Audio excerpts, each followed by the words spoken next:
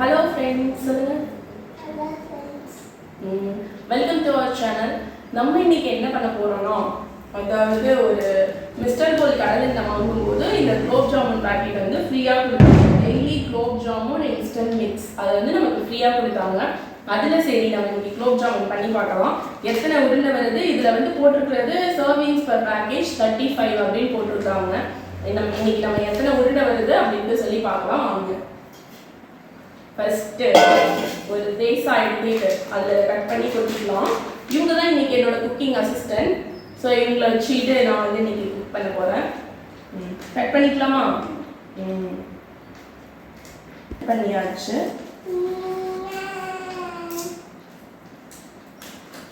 Cut பண்ணிட்டு கொட்டிக்கலாம்.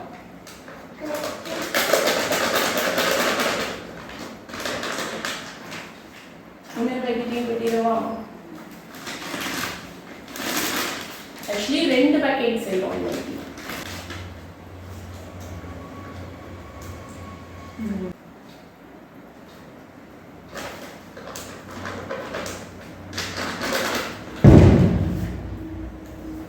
Net quantity பார்த்தீங்கன்னா 175 gram. அப்போ நம்ம 2 பேக்கெட் பண்ணுறோம். எவ்வளோ சொல்லுங்க? 350 கிராம்ஸ் பண்ணுறோம் இன்னைக்கு நம்ம.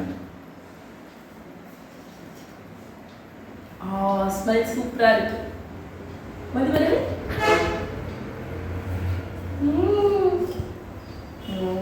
இப்போ இந்த மாவை பிசைஞ்சு வச்சுக்கலாம்.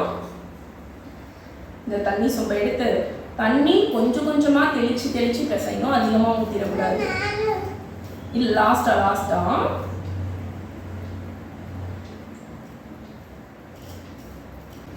இதுல கொஞ்சம் நெய் ஆட் பண்ணிக்கலாம். நெய் இல்லைன்னா ரீஃபைண்ட் ஆயில் எது வேணாலும் யூஸ் பண்ணிக்கலாம். நம்ம இன்னைக்கு நெய் சேர்த்துக்கலாம்.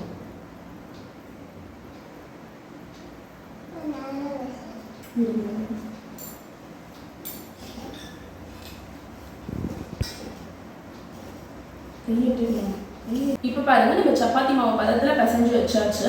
இது ஒரு 5 மினிட்ஸ் நல்லா ஊறட்டும். அதுக்குள்ள நம்ம வந்து பாகுக்கு சக்கரை பாகுக்கு ரெடி பண்ணிட்டு வந்துடலாம். ஓகேவாமா? இப்போ நம்ம சுகர் சிரப் பண்ணுறதுக்கு பார்க்கலாம். சுகர் சிரப் பண்ணுறதுக்கு சர்க்கரையும் தண்ணியும் வந்து ஈக்குவல் அமௌண்ட் எடுத்துக்கணும். ஈக்குவல் அமௌண்ட் எடுத்துக்கிட்டு இதே போல் ஒரு பாத்திரத்தில் போட்டுக்கிட்டு அதை வந்து கொஞ்சம் கரைச்சி விட்டுக்கலாம்.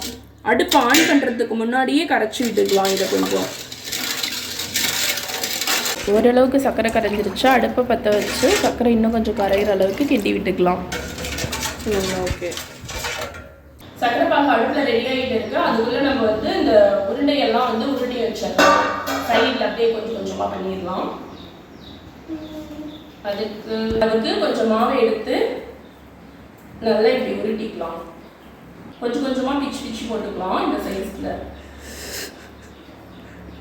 இது இப்போ இப்படி பிச்சு போட்டாச்சு. இது உருண்டை உருட்டிக்கலாம். நம்ம இப்போ இப்படி எடுத்துக்கிட்டு இந்த உள்ளங்கையில் இப்படி வச்சு இப்படி இப்படி இப்படி இப்படி லைட்டாக ப்ரெஸ் பண்ணி உருட்டிக்கலாம். இப்போ வந்து நம்ம குட்டி குட்டி பால்ஸாக உருட்டி வச்சாச்சு. இங்கே பாருங்க ஃபுல்லாக வந்து உருட்டி முடிச்சாச்சு. நம்ம ஜானுவும் வந்து இந்த சைடு அவளுக்கு 2 பால் தனியாக கொடுத்தது. அவங்களும் எடுத்து ஊற்றிட்டு இருக்கிறாங்க. பாருங்க எங்க ஜானும் என்னோட பால்ஸ் காட்டு. சுகர் சிரப் ரெடி ஆகிட்டு இருக்கு. இந்த சைடு நம்ம வந்து உருட்டி வச்ச உருளையெல்லாம் பொரிச்சிடலாம்.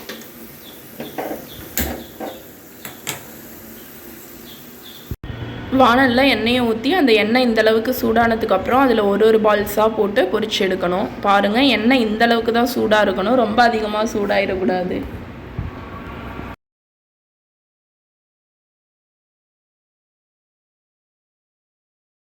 இந்த சைடு பாருங்கள் சக்கரை பாகு ரெடி ஆயிடுச்சு. இதில் வந்து ஏலக்காய் பொடி பண்ணி கொஞ்சம் தூவி விட்டுக்கலாம் வாசனைக்காக. இந்த சைடு பாருங்கள் நம்ம பொரிச்சு வச்ச பால்ஸ்லாம் நல்லா ரெடி ஆயிடுச்சு. இதை ஒரு பிளேட்டில் மாற்றி வச்சுக்கலாம். சுகர் சிரப்பும் ரெடி ஆயிடுச்சு. பொரிச்சு வச்ச பால்ஸும் ரெடி ஆயிடுச்சு. இப்போ இந்த சுகர் சிரப்புக்குள்ள போட்டு நல்லா ஊற வச்சுக்கலாம்.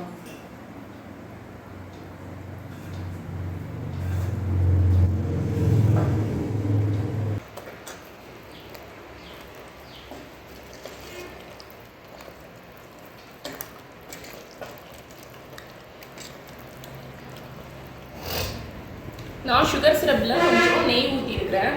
ஏன்னா வந்து அந்த ஃப்ளேவர் எனக்கு ரொம்ப பிடிக்கும், நெய் ஃப்ளேவர். அதனால் நெய் கொஞ்சம் ஆட் பண்ணிட்டேன். உங்களுக்கும் வேணா வந்து நெய் ஆட் பண்ணிக்கோங்க.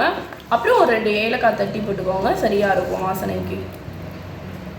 எங்க பாருங்க சூப்பரான டேஸ்டியான குலோப் ஜாமுன் வந்து ரெடி ஆயிடுச்சு. எவ்வளோ சாஃப்டா இருக்குதுன்ட்டு பாருங்க. நீங்களும் உங்க வீட்டில் செஞ்சு பாருங்க. எப்படி வந்துட்டுன்ட்டு கமெண்ட்ல ஷேர் பண்ணுங்க. இதை இப்போ நம்ம வந்து சாப்பிட்டு பார்க்கலாம்.